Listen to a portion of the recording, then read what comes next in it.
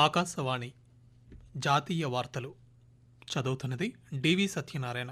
ముఖ్యాంశాలు: భారతదేశం పోర్చుగీస్ సంబంధాలు చారిత్రాత్మకమైనవని రాష్ట్రపతి ద్రౌపది ముర్ము పేర్కొన్నారు. దేశ సరిహద్దులను కాపాడేందుకు కేంద్ర ప్రభుత్వం అత్యాధునిక సాంకేతిక వ్యవస్థను అమలు చేస్తోందని హోంమంత్రి అమిత్ షా తెలిపారు. వంట గ్యాస్ సిలిండర్ ధరను పెంచుతూ కేంద్ర ప్రభుత్వం నిర్ణయం తీసుకుంది. ప్రధానమంత్రి ముద్రా యోజన ద్వారా దేశంలో ఇప్పటి వరకు 52 కోట్లకు పైగా రుణాలు మంజూరు చేయబడ్డాయని కేంద్ర అధికార వర్గాలు తెలిపాయి.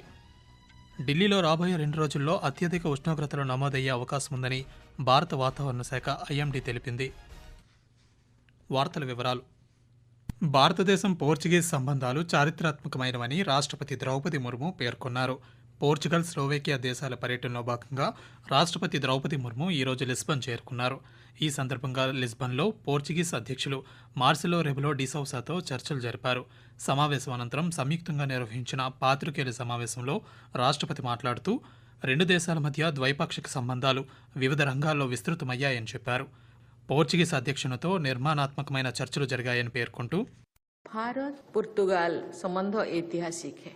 ये संबंध लगातार मजबूत होते रहे और अब ये एक आधुनिक, बहुआयामी और गतिशील पार्टनरशिप के रूप में विकसित हो रही है। हमने विशेष रूप से व्यापार और निवेश, विज्ञान और प्रौद्योगिकी, आईटी और डिजिटल प्रौद्योगिकी, रिन्यूएबल एनर्जी, कनेक्टिविटी और मोबिलिटी में अपने दीर्घकालीन द्विपक्षीय संबंधों को और मजबूत करने और लोगों के पारस्परिक संपर्कों को और बढ़ावा देने का संकल्प लिया.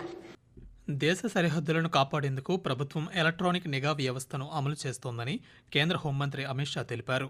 జమ్మూ కాశ్మీర్లో ఉగ్రవాదుల చొరబాట్లను అడ్డుకునేందుకు భూగర్భ సరిహద్దు సొరంగాలను కూల్చివేయడానికి అత్యాధునిక సాంకేతికతను ఉపయోగిస్తామని చెప్పారు. కథువా జిల్లా హీరానగర్ సెక్టార్లోని అంతర్జాతీయ సరిహద్దు సమీపంలోని బోర్డర్ అవుట్పోస్ట్ వినయ్ను ఆయన ఈరోజు సందర్శించారు. ఈ సందర్భంగా బీఎస్ఎఫ్ సిబ్బందిని ఉద్దేశించి మాట్లాడుతూ, ప్రతికూల పరిస్థితుల్లో సైతం సైనికులు తమ విధులను నిర్వర్తిస్తున్నారని గుర్తు చేశారు. సంవత్సరం పొడవునా సరిహద్దులను కాపాడటంలో బీఎస్ఎఫ్ అంకితభావాన్ని హోంమంత్రి కొనియాడారు. అత్యంత క్లిష్ట పరిస్థితుల్లో విధులను నిర్వహించడం ద్వారా శత్రువు కార్యకలాపాలను నిరంతరం గమనిస్తూ ఉంటారని హోంమంత్రి అమిత్ షా తెలియజేశారు. దేశవ్యాప్తంగా వంట గ్యాస్ సిలిండర్ ధరలను పెంచుతూ కేంద్ర ప్రభుత్వం కీలక నిర్ణయం తీసుకుంది.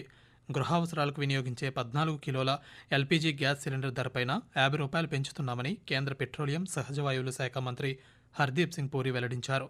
పెరిగిన ధరలు ఉజ్వల పథకం సాధారణ వినియోగదారులకు వర్తింపజేస్తున్నామని కేంద్ర మంత్రి పేర్కొంటూ, LPG will increase by 50 rupees. In other words, from 500 it will go up to 550 and the other one will go up from 803 to 853. Therefore, the excise duty that you have seen increase is not to go on to the consumer on petrol and diesel. As I kept telling you, that excise increase is intended to compensate the oil marketing companies for the 43,000 crore that they have incurred as a loss on the gas part of it. Now you will say, what will happen to petrol and diesel? As I told you, the inventories that they are carrying are 45 days old. The inventories are very clearly at a much higher price.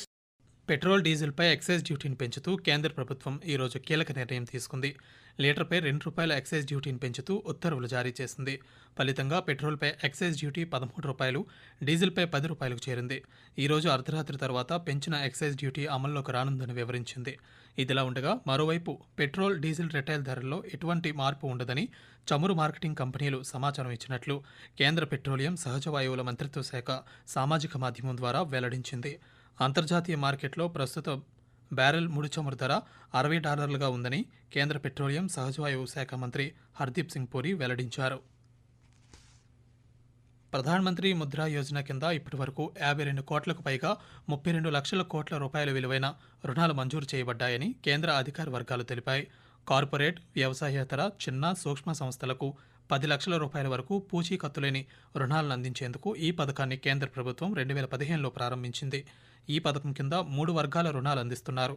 ఇందులో ₹50,000 వరకు శిశు రుణాలు, ₹5 లక్షల వరకు కిషోర్ రుణాలు, ₹10 లక్షల వరకు తరుణ్ రుణాలుగా విభజించి మంజూరు చేస్తున్నారు.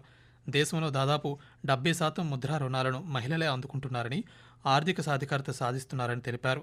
అలాగే అణగారిన వర్గాల్లో స్వావలంబన భావాన్ని ఈ పథకం పెంపొందించింది. ఆకాశవాణి జాతీయ వార్తలు వింటున్నారు.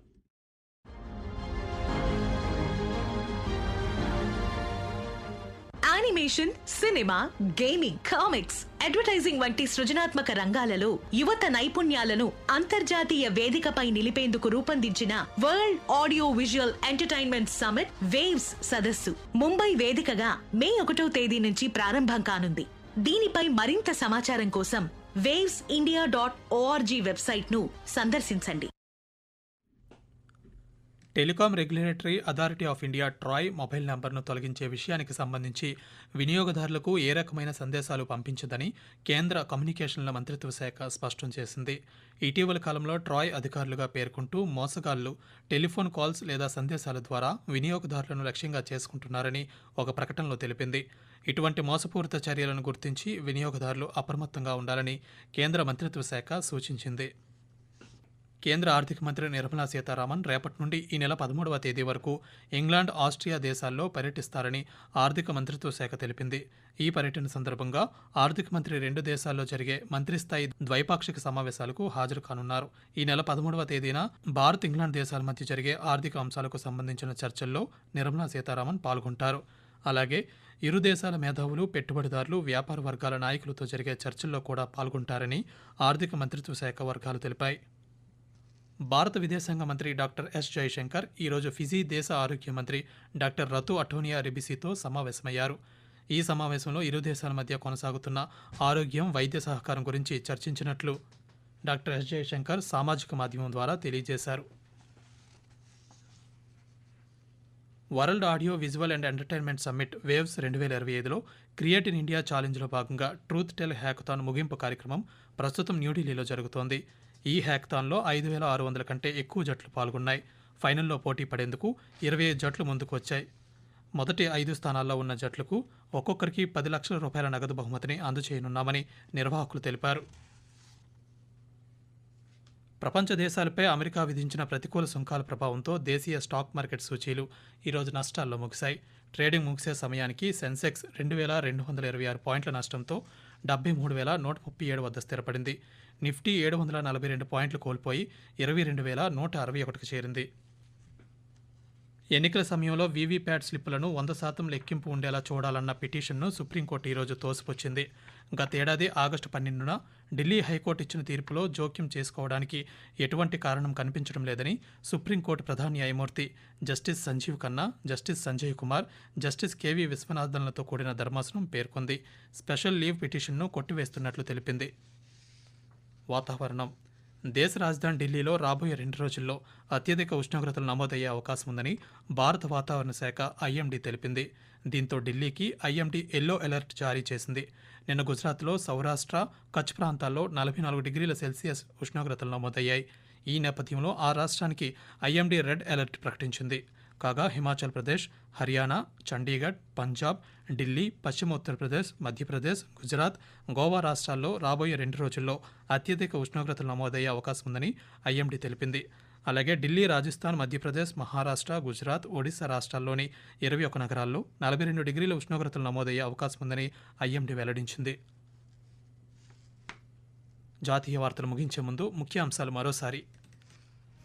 భారతదేశం, పోర్చుగీస్ సంబంధాలు చారిత్రాత్మకమైనవని రాష్ట్రపతి ద్రౌపది ముర్ము పేర్కొన్నారు. దేశ సరిహద్దులను కాపాడేందుకు కేంద్ర ప్రభుత్వం అత్యాధునిక సాంకేతిక వ్యవస్థను అమలు చేస్తోందని హోంమంత్రి అమిత్ షా తెలిపారు. వంట గ్యాస్ సిలిండర్ ధరను పెంచుతూ కేంద్ర ప్రభుత్వం నిర్ణయం తీసుకుంది. ప్రధానమంత్రి ముద్రా యోజన ద్వారా దేశంలో ఇప్పటి వరకు 52 కోట్లకు పైగా రుణాలు మంజూరు చేయబడ్డాయని కేంద్ర అధికార వర్గాలు తెలిపాయి. ఢిల్లీలో రాబోయే 2 రోజుల్లో అత్యధిక ఉష్ణోగ్రతలు నమోదయ్యే అవకాశం ఉందని భారత వాతావరణ శాఖ ఐఎండీ తెలిపింది. ఆకాశవాణి జాతీయ వార్తలు ఇంతటితో సమాప్తం. తిరిగి రేపు ఉదయం 6 గంటల 45 నిమిషాలకు ప్రాంతీయ వార్తలు వింటారు.